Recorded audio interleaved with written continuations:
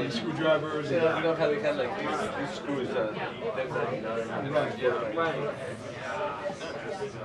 But after you some people like the thing is too is like maybe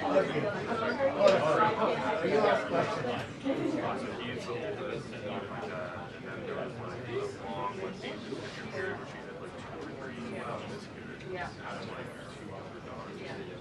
I think that might be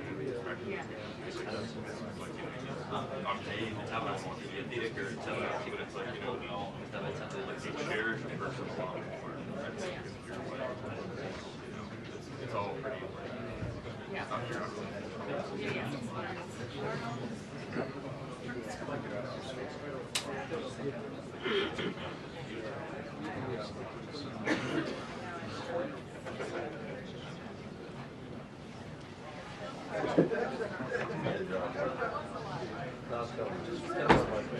Thanks, okay. If you're in front of the correspondence, I'm going to have to move your back to the side. thank you.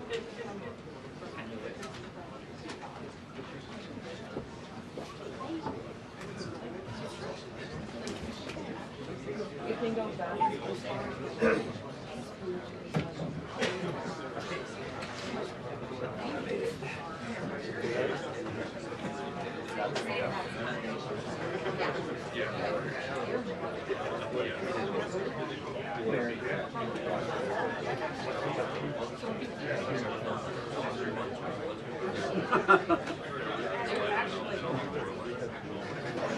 Yeah.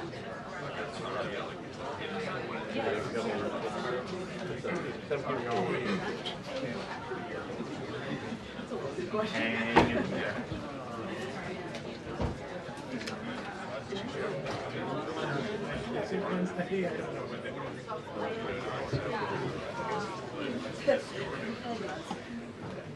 And she squeeze.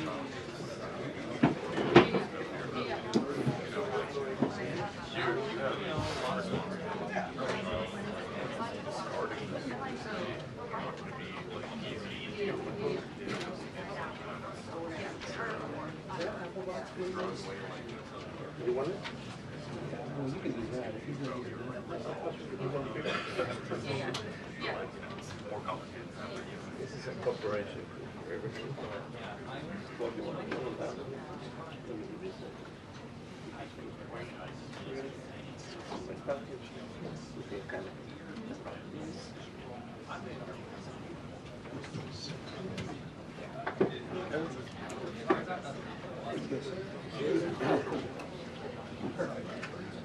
Spirit of cooperation.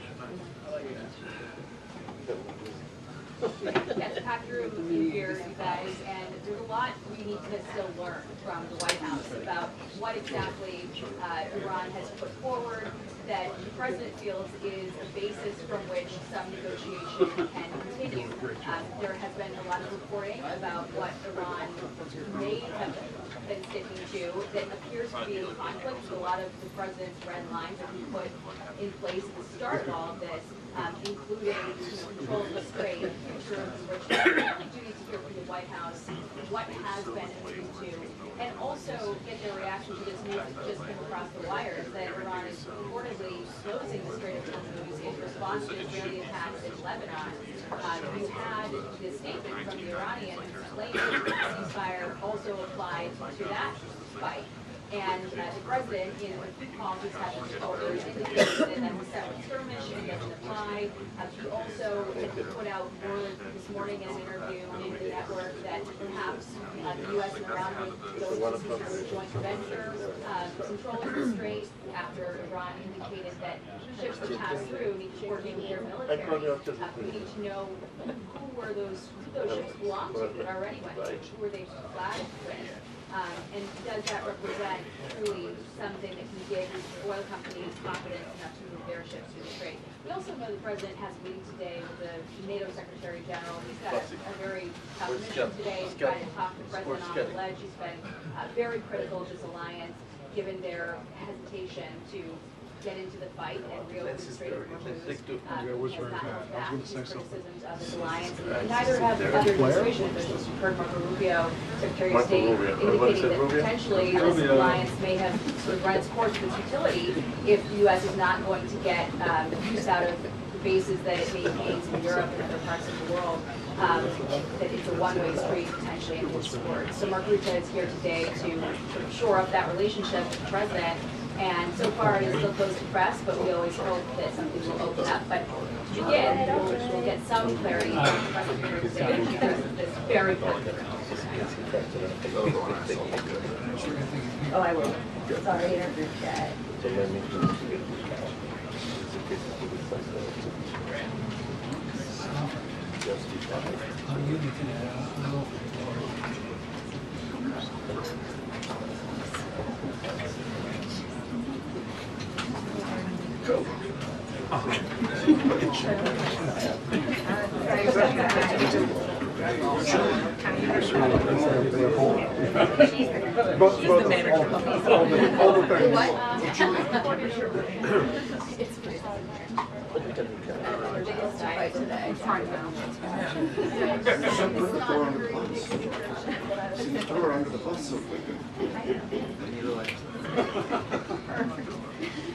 I'm the muscle of this operation. Why am I my business? Just don't ever be the last person.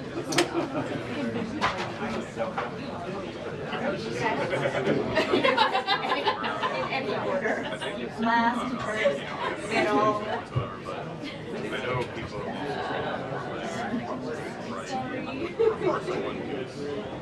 been trying to, like, people try to destroy her. You know what I mean? Like, I just worry for their safety.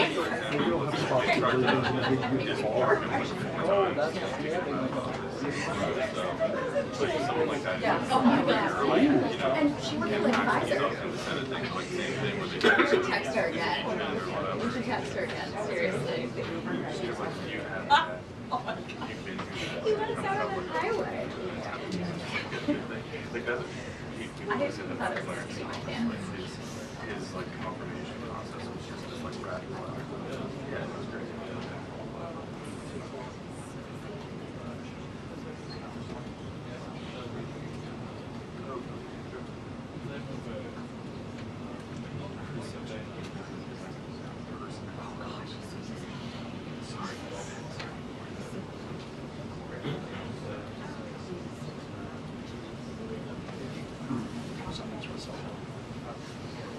Silence also.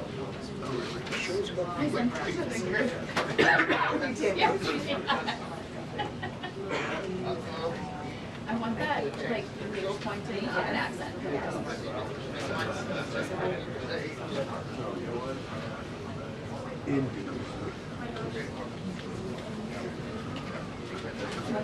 Something to the side.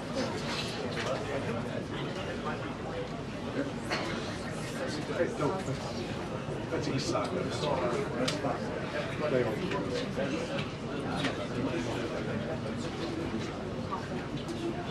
Monroe.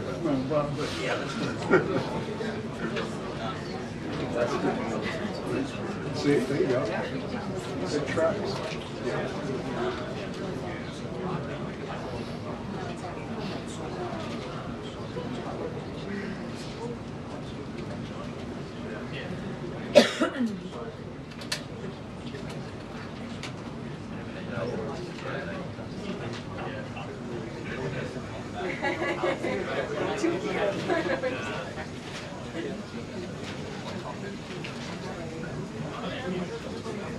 Are you doing those meetings the whole through?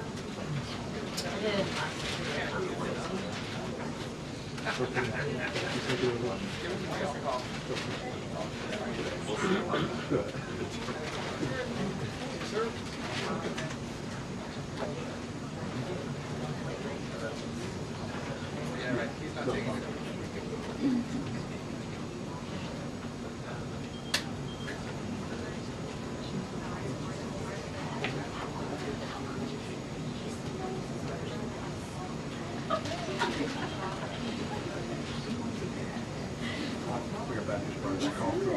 Too fast, it's supposed to last me longer. Oh my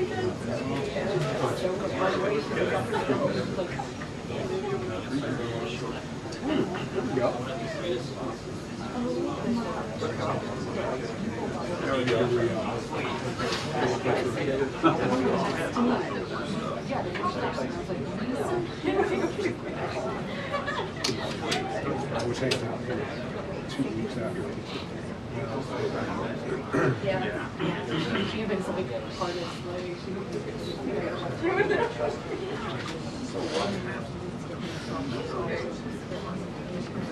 You know, it's prestigious. Oh, yes, yeah.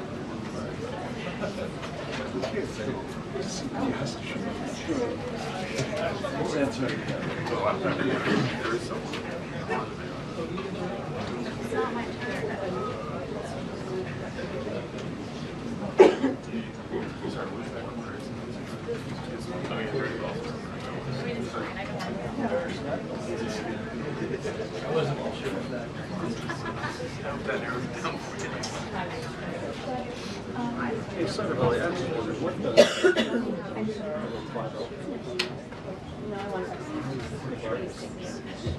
You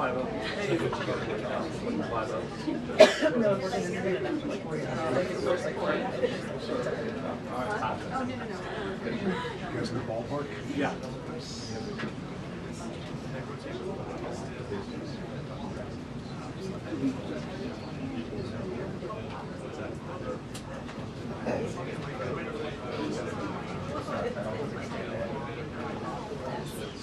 It's that kind of dogged professionalism. You see unions where two companies thrive. I totally agree. I see it now. Now it all makes sense.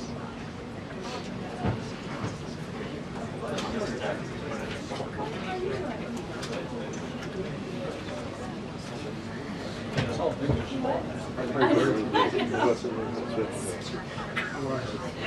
I literally. Oh, when you get done, Diane Quinn wants you to pour back.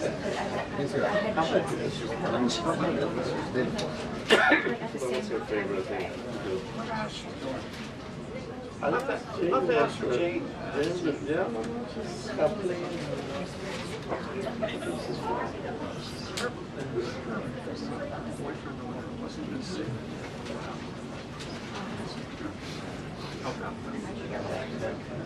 Oh, that's right.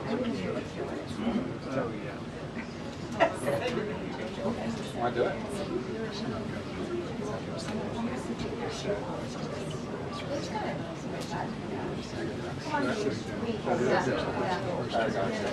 Careful. Careful. Thank you. It's on the back of your paper. It's on the back of your paper. Oh, okay. Great job. Casualty. Thank you. There was, there was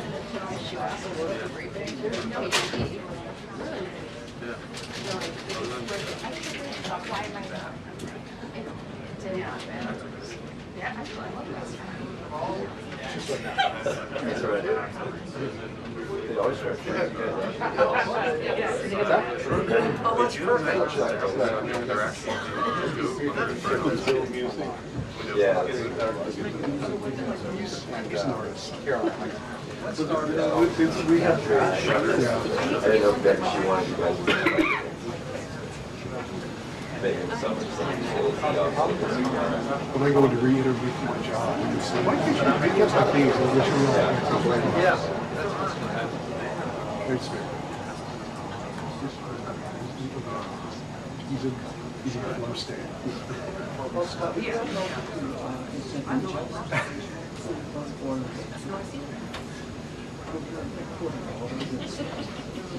It's real. Okay. Yeah. Done. I'm gonna have to turn this into the Oh boy. The evidence. I have evidence. Oh my goodness, the court is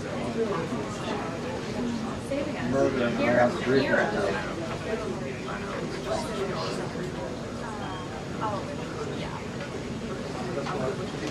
I remember walking through this dog around.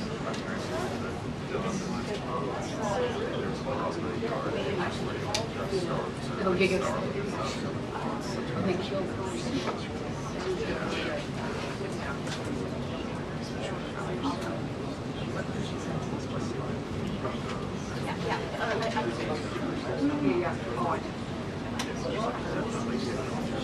Very great. Bless you.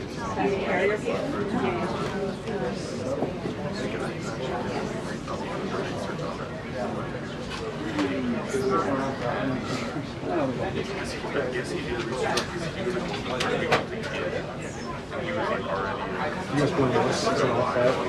It's like the chat for Nancy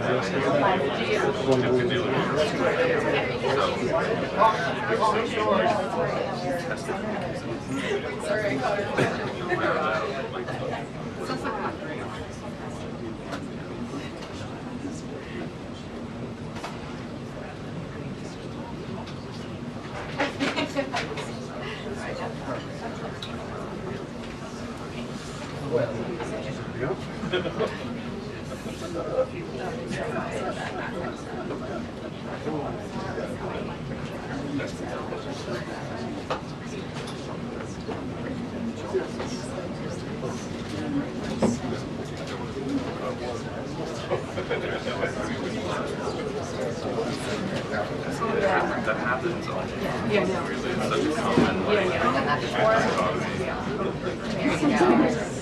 Ever since I found this out, I was like, I've never doing all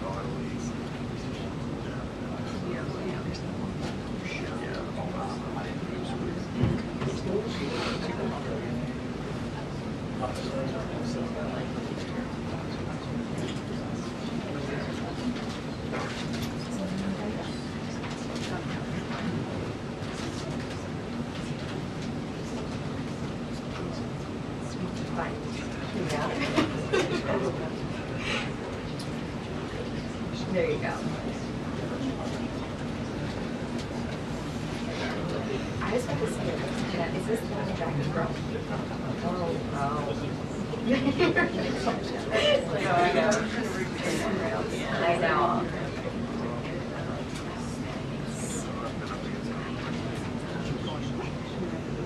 The one time.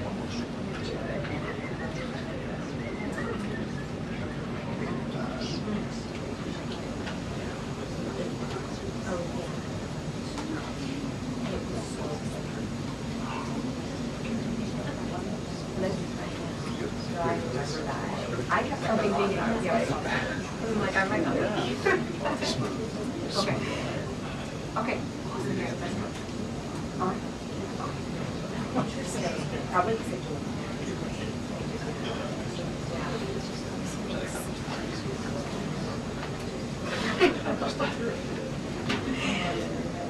Right. Yeah. That's so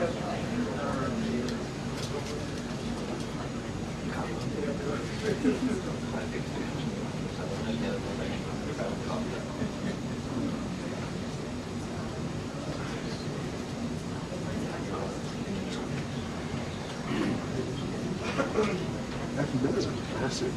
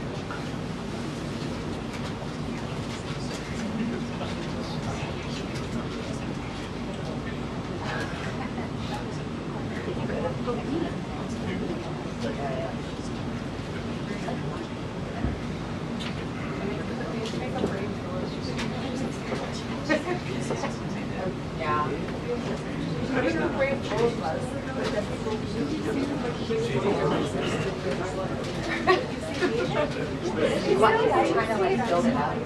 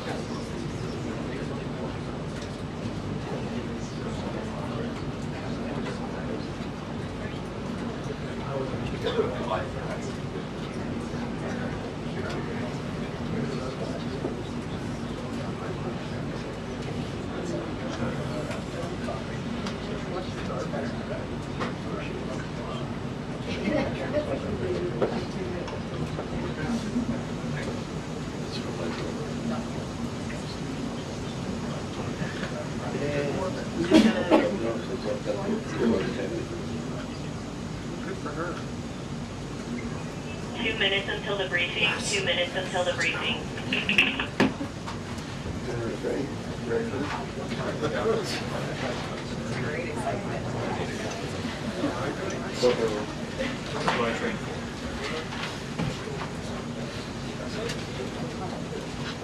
Yeah, Phil, on the camera. 2 minutes. Okay. We're going to start soon. Are you ready? He's looking on his phone. He's on his phone. He's got his headphones in. Get the best shot ever. Let me change the headsets. Change the headsets. It's real thing.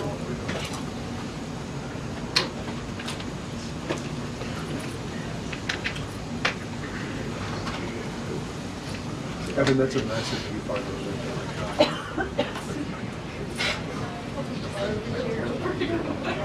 Still go back to some. Oh, would you? Yes. Right. A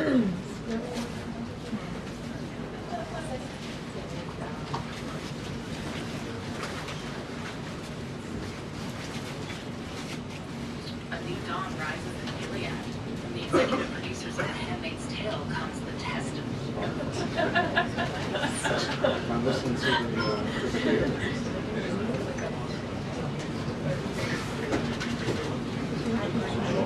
Coffee 700 people. Pre-calculated. Deploy. Board.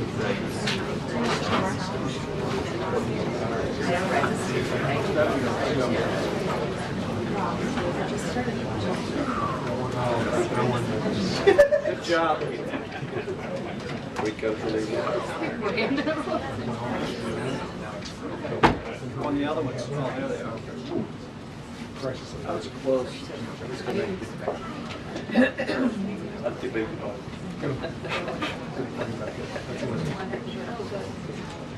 That's what you do. You power up, power down. We did it in the 80s. It still works.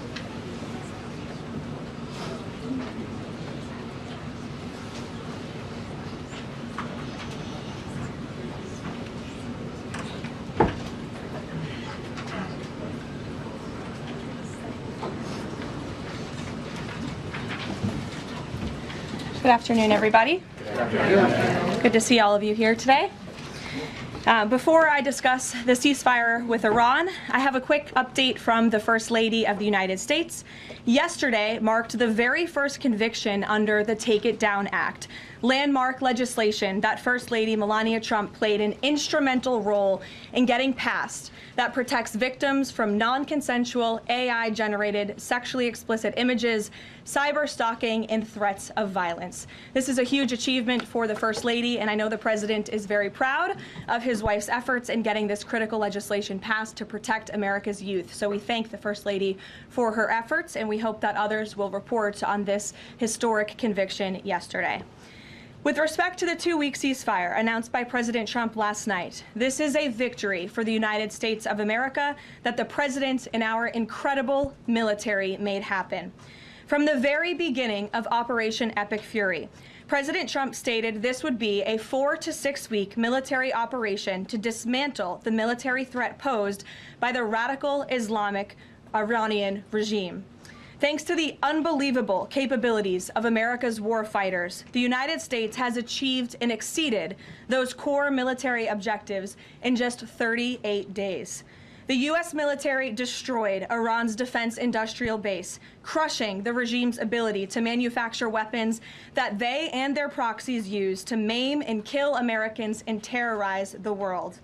Iran's ability to build and stockpile ballistic missiles and long-range drones has also been set back by years compared to where it was 6 weeks ago prior to the launch of Operation Epic Fury. We destroyed the vast majority of Iran's ballistic missiles, launcher vehicles, and long-range attack drones through more than 450 strikes on ballistic missiles and approximately 800 strikes on Iran's drone launching units and storage facilities. In total, more than 13,000 targets across Iran were struck. Again, this is in the matter of just 38 days. Meanwhile, the Iranian Navy was completely annihilated. The United States destroyed more than 150 naval vessels in total, including 16 entire classes of Iranian warships. Despite once being the largest undersea force in the Middle East, Iran now has 0 submarine vessels. 97% of Iran's once massive inventory of more than 5,000 naval mines has also been targeted and destroyed. Iran's air forces are functionally and operationally irrelevant at this point, after the United States maintained total air dominance over their country for weeks on end. To underscore the significance of this, before Operation Epic Fury, the Iranian Air Force would fly between 30 to 100 flights per day. Today, that number is 0. Iran's ability to fund and support its terrorist proxies has been greatly reduced. At this point, Iran can no longer distribute weapons to its proxies in the region. And most importantly, Iran will not be able to acquire nuclear weapons. Prior to the start of this successful operation, Iran was aggressively expanding its short-range ballistic missile arsenal. Through these weapons and its navy, Iran was attempting to build a military buildup around their country that would pose an imminent and existential threat to the United States military assets in the Middle East, our allies in the region, and ultimately the free world. Iran was pursuing this dangerous and aggressive strategy for one reason: to hold the entire world hostage to its terrorist ambitions. The Iranians aimed to use their expanded military capabilities as a shield around their country to continue achieving their ultimate goal internally, building nuclear bombs. But their murderous and evil plans have been blown up, quite literally and figuratively, along with their military, their nuclear program, and most of their senior leadership, including the former Supreme Leader Ayatollah Ali Khamenei. Their command and control structures were also massively disrupted after being struck more than 2,000 times. Many of their remaining leaders are paralyzed in fear and no longer enjoy the freedom to move around their country freely and meet openly. Thanks to the unmatched excellence of our warriors at the direction of the Commander-in-Chief, the world has just witnessed a historically swift and successful military triumph. President Trump started Operation Epic Fury with strategic military objectives, and the United States has clearly achieved them. As we mark this progress, we also remember and honor the 13 American heroes who laid down their lives in this noble effort. I know President Trump and our grateful nation honors their ultimate sacrifice, and we will never forget them. May God bless their families. The valiant efforts of all of our incredible service members created maximum leverage for the President of the United States, allowing he and his leadership team to engage in tough negotiations over the past couple of weeks that have now created an opening for a diplomatic solution and long-term peace in the Middle East. The President's maximum pressure and the leverage created by the success of Operation Epic Fury led to the Iranian regime asking for and ultimately agreeing to a ceasefire proposal with the United States. Iran could no longer tolerate being bombed or taking the gamble of what was to come following President Trump's 8 p.m. deadline last night. Iran has agreed to open the Strait of Hormuz, and as the President said, we have received a proposal from the Iranians that has been determined to be a workable basis on which to negotiate. I've seen a lot of inaccurate coverage today from the media about these negotiations and these plans already, so let me be clear and correct the record. The Iranians originally put forward a 10-point plan that was fundamentally unserious, unacceptable, and completely discarded. It was literally thrown in the garbage by President Trump and his negotiating team. Many outlets in this room have falsely reported on that plan as being acceptable to the United States, and that is false. With the President's deadline fast approaching and the United States military completely decimating Iran with each passing hour, the regime acknowledged reality to the negotiating team. They put forward a more reasonable and entirely different and condensed plan to the President and his team. President Trump and the team determined the new modified plan was a workable basis on which to negotiate and to align it with our own 15-point proposal. The President's red lines, namely the end of Iranian enrichment in Iran, have not changed. And the idea that President Trump would ever accept an Iranian wish list as a deal is completely absurd. The President will only make a deal that serves in the best interests of the United States of America, and he as a negotiating team will focus on this effort over the next 2 weeks, so long as the Strait of Hormuz remains open with no limitations or delays. These extraordinarily sensitive and complex negotiations will take place behind closed doors over the course of the next 2 weeks. I would strongly advise the media against running with narratives that have no basis in fact. What Iran says publicly or feeds to all of you in the press is much different than what they communicate to the United States, the President, and his team privately. Never underestimate President Trump's ability to successfully advance America's interests and broker peace. President Trump has a proven track record of achieving good deals on behalf of the United States and the American people, and he will only accept one that puts America first. With that, I will take your questions today. I'm sure you have a lot of them. In our new media seat, we have Shane Harris with the AMAC Newsline. Shane, thank you for being here. Why don't you kick us off? Yeah, thanks for having me, Caroline. 2 questions for you. First, following the President's announcement of the ceasefire, if this is indeed the end of hostilities in Iran, what is the President's message to the American people about what was achieved for our country through Operation Epic Fury? Sure. I think I just laid out a significant portion of that in my opening remarks. 6 weeks ago, the president looked the American people in the eye directly, and he told them that he launched this operation to take out the imminent threat that was posed by Iran. And that threat has now been greatly destroyed. Their Navy, their missiles, their defense industrial base, and their desire and their plan to build a nuclear bomb inside their country is no longer going to be allowed, can no longer happen, thanks to the remarkable success of Operation Epic Fury over the course of the last 38 days. That has been absolutely achieved, and now we're moving into the next phase of this, which is a negotiating period to put some fine points on this and to hopefully broker an agreement that can achieve long-term peace in the Middle East. Yeah, and then second, what is the president's message to American seniors who have a much higher voter participation rate and they're likely to be a key swing vote in the midterm elections?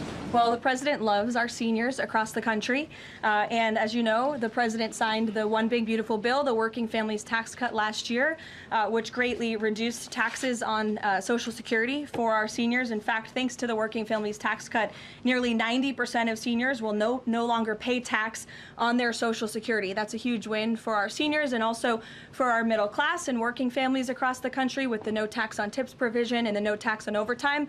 Next week is tax week. You'll hear a lot from the president about how his policies have benefited the American people, and I'm proud to report that the president will be traveling next week to the great states of Nevada and Arizona to tout this historic accomplishment over the course of the next week. Thank you for being here, Shane. Gabe. Thank you, Caroline. Iranian state media is saying that Iran has now closed off the Strait of Hormuz today in response to Israeli attacks on Lebanon. What's the White House response to that? And you just listed many military successes. I understand that. But strategically, how is the administration arguing that Iran does not have more economic leverage than it did before the start of the war? Sure. Well, with respect to the first reporting out of Iranian state media, the president was made aware of those reports before I came to the podium. That is completely unacceptable. And again, this is a case of what they're saying publicly is different privately. We have seen an uptick of traffic in the Strait today, and I will reiterate the president's expectation and demand that the Strait of Hormuz is reopened immediately, quickly and safely. That is his expectation. It has been relayed to him privately that is what's taking place, and these reports publicly are false. Caroline, the president yesterday threatened that a whole civilization would die if a ceasefire deal wasn't reached, understanding that Iranian leaders have previously said death to America. But why is it appropriate for the president of the United States to use that kind of language when talking about civilian targets? And was the president mocking Islam by signing off his True Social post over the weekend, praise be to Allah? Wouldn't that antagonize Muslim allies across the world? Well, I understand the questions about the president's rhetoric, but what the president cares most about is results. And in fact, his very tough rhetoric and his tough negotiating style is what has led to the result that you are all witnessing today. Iran publicly acknowledging last night that they have agreed or that they wanted this ceasefire with the United States because they no longer could tolerate being bombed by our very powerful and lethal military, and that they have committed to the reopening of the Strait of Hormuz, which the president will hold them accountable for, and it's something the administration is closely monitoring in real time. So, Danny. Should the world not take his word seriously? The world should take his word very seriously in understanding that the president is always most interested in results. And it was the Iranians who backed down, not President Trump. He said that they would face very grave consequences, as you just laid out, by the 8 p.m. deadline if they did not agree to reopening the Strait of Hormuz. And what did they do last night? They agreed to reopen the Strait of Hormuz. Danny. Thanks, Caroline. Would President Trump like to see Lebanon included in this peace deal? Because as you know, there have been increased Israeli strikes on Lebanon today with dozens of casualties there. Sure. Lebanon is not part of the ceasefire. That has been relayed to all parties involved in the ceasefire. As you know, Prime Minister Netanyahu put out a statement last night in support of the ceasefire, in support of the United States' efforts, and he's also assured the president they'll continue to be a helpful partner throughout the course of the next 2 weeks. Is there any thought, though, that the president might like to see Lebanon included at a future date, given that it seems to be causing or potentially undermining the Iran ceasefire?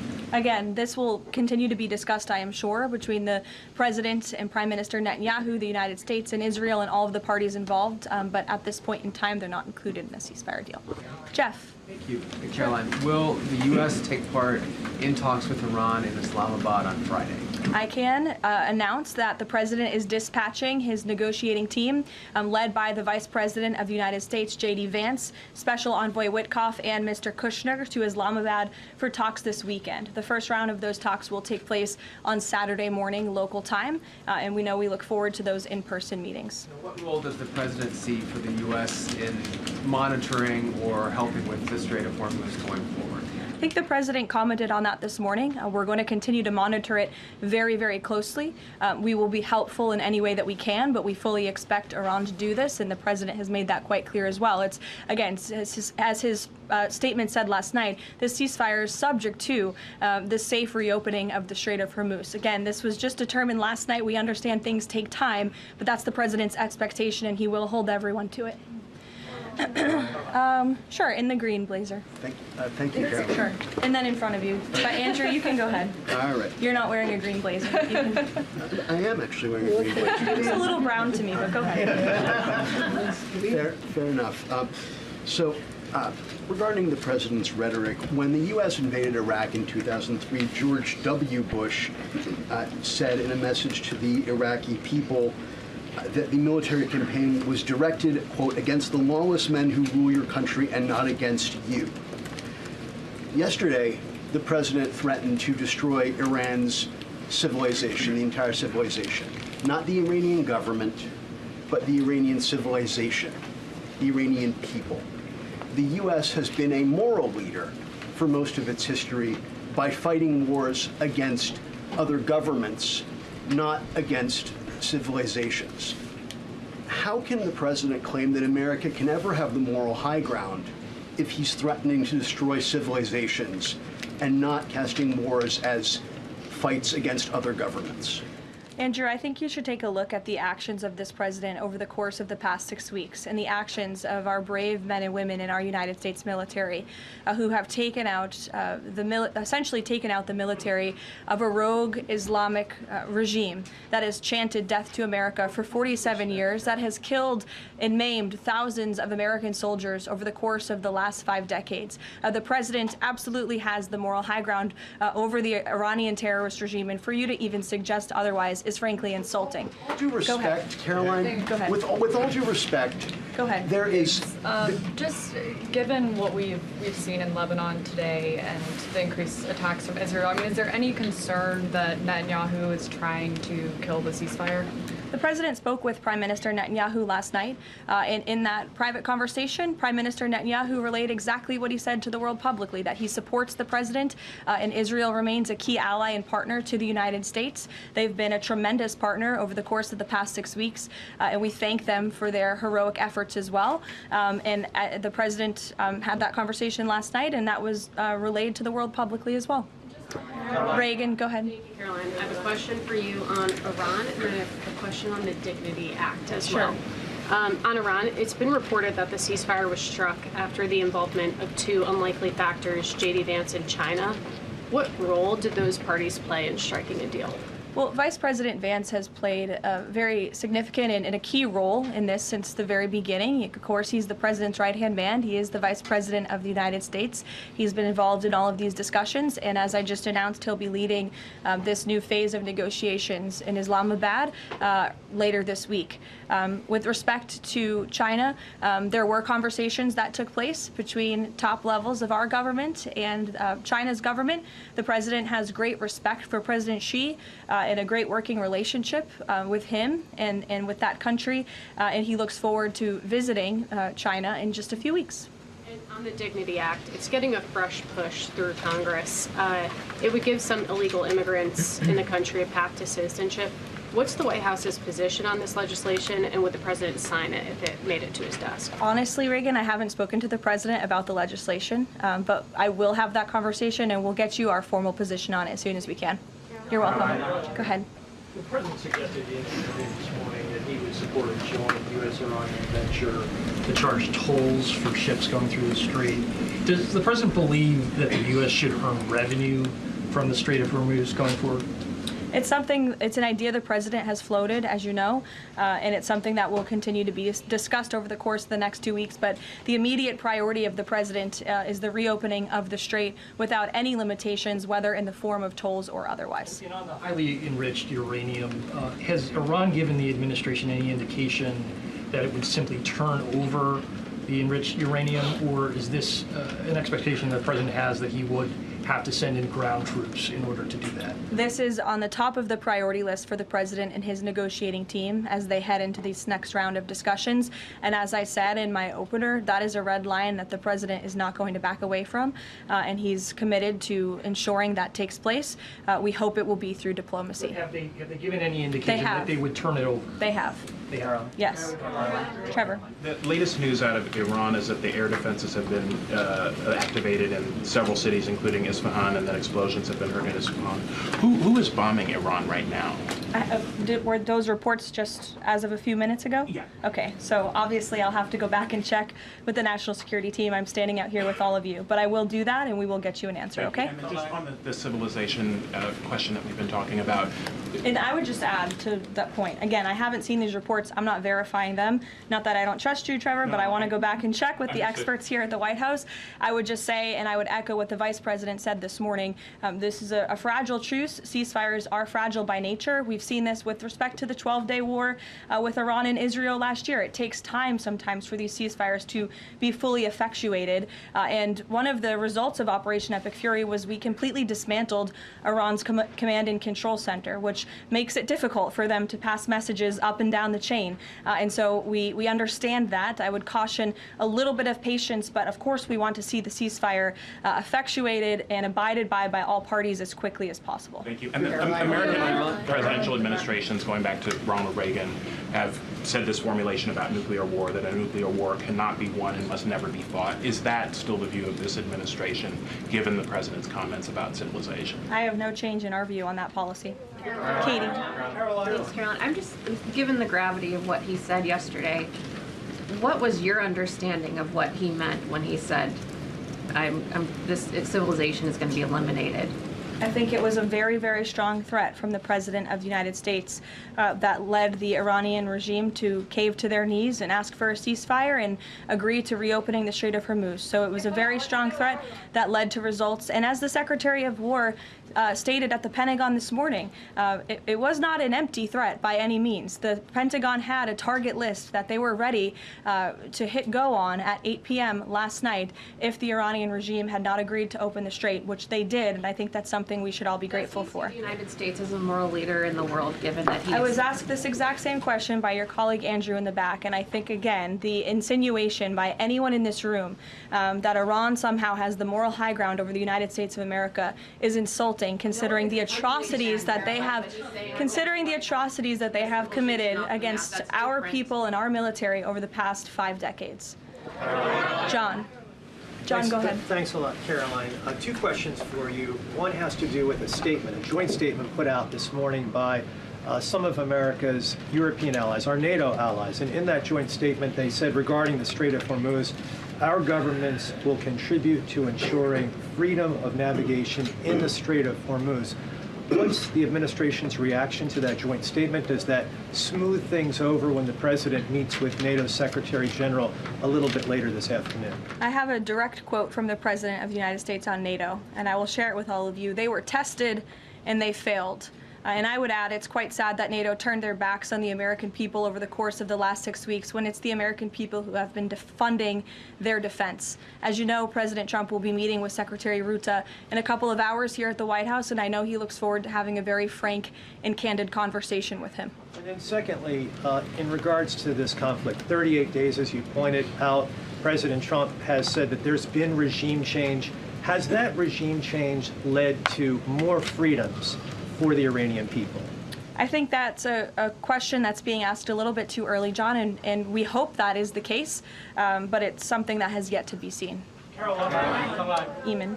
Caroline, on this question of tolling by the Iranians in the Strait of Hormuz, I've heard you talk about a number of red lines that the president has in this negotiation, but I haven't heard you say that Iranian tolling in the Strait of Hormuz is a red line. Would it be acceptable to the United States at the end of all this if the Iranians are able to charge tolls in the Strait of Hormuz?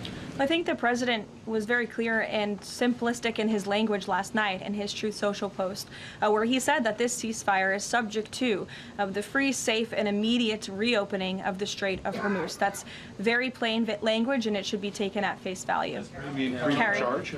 Carrie, go ahead. Without limitation, including tolls, yes. Carrie. A quick follow-up on the tolling. Why would the U.S. allow Iran to collect tolls in the Strait of Hormuz? That's not something that we've opposed for a number of years now.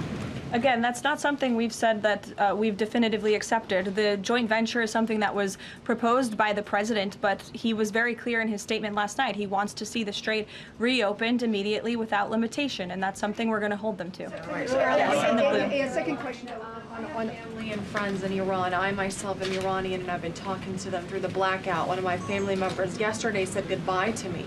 So what message should we be sending Iranians when they message me saying, what should they be doing right now? How should they stay safe? Because they really don't know what to do. I think the president's main priority, and my main priority as his spokeswoman, is to make sure that clear messages are sent to the American people, of course, which is my job today. With respect to the Iranian people, the president, has taken out the imminent threat that was posed by their military to the United States, to our allies in the region, to our forces in the region, and of course, as the president has long said, he hopes that Iran will be a country of peace, of prosperity, and we're moving into this next round of negotiations to hopefully come to an agreement with this new regime that will create long-term stability in the Middle East. He has said that they should stay inside of their homes and also take back their country. So there's a contradiction there. So how do you address that? Again, we're moving into this next round of negotiations with the remnants of the regime and those that we are speaking with now to hopefully reach a place of peace long-term for the region, and that includes the Iranian people as well. In the blue, go ahead. Thank you, Caroline. The White House posted the statement from the Iranian government that passage in the strait will be coordinated with Iran's armed forces. As of today, who controls the Strait of Hormuz? Again, these statements were put out 12 hours ago. We expect that the strait will be opened immediately. As I've said earlier, we have seen an uptick in traffic in the strait, and it's something that we are monitoring minute by minute, hour by hour as the days go on. Who controls the strait right now? Two questions. One on the deportations of Iranian officials, and then on the negotiations. Are there still security concerns about Vice President Vance being part of these peace talks, Steve Witkoff, Jared Kushner? And then two, given the ongoing deportation of General Soleimani's niece, does the Trump administration plan to deport more relatives or people in the families of Iranian officials that are in the U.S.? Certainly, anyone who is here fraudulently. I understand one of the individuals who their visa was revoked by Secretary Rubio and they were deported by ICE. They had a fraudulent asylum claim. That's against the laws of the United States. So anyone who is here illegally or fraudulently is subject to our nation's immigration laws and will be removed from our country. And I know this continues to be a top priority for the State Department, working in conjunction with the Department of Homeland Security. With respect to the safety of the Vice President, we fully trust the United States Secret Service to do their job, to keep the Vice President and the President's negotiating team safe. They do a tremendous job, and we fully trust them to do that. Caroline. In the back, go ahead. Thank you, Caroline. The President has said Cuba is next. What's the message to the American people regarding Cuba, and what can Cubans expect in relation to this statement? Well, look, I think when President Trump said that, and he later clarified after making that statement, that he meant the Cuban regime is bound to fall. Their country is very weak. They're in a very weak position economically, obviously, financially. The Cuban people are fed up with their government, as they should be. And these talks and discussions continue to happen at the highest level of our government. I don't have any updates or announcements for you with respect to Cuba policy today. Good to see you. Thank you, Caroline. Secretary Hegseth said this morning that U.S. troops would be sticking around. Can you expound upon that, what we should expect from U.S. troops in theater for the next 2 weeks and beyond? I would defer you to the Pentagon for any specifics on assets that have been in place in the Middle East, but take the Secretary at his word, and also the President has reiterated this as well in his own words, that we're not going to move anything immediately. Again, this is a 2-week ceasefire where we hope at the end, and we expect at the end, we'll have a good agreement between the United States and Iran, but in the meantime, we're going to ensure that our military is always at the ready of the Commander-in-Chief. I'll take a couple more in the back. Sure. Thank you. Thank you very much. Thank you. On NATO, I'll take your question. Go Thank you, ahead. Karoline. On NATO, can you tell me, is the United States still considering withdrawing from NATO? Is that still a possibility? It's something the President has discussed, and I think it's something the President will be discussing in a couple of hours with Secretary General Ruta, and perhaps you'll hear directly from the President following that meeting later this afternoon. Thank you, everyone.